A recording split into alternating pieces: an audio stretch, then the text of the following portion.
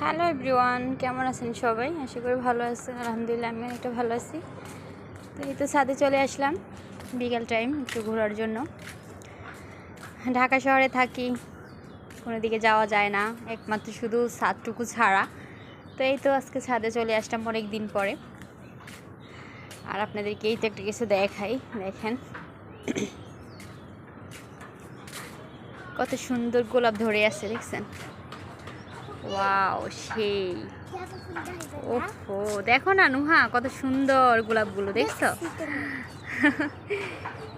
গোলাপগুলো সত্যি অসাধারণ।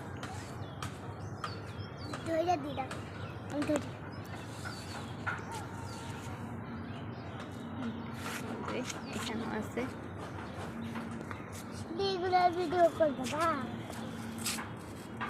আসলে ফুলগুলো অনেক সুন্দর দেখা যাচ্ছে।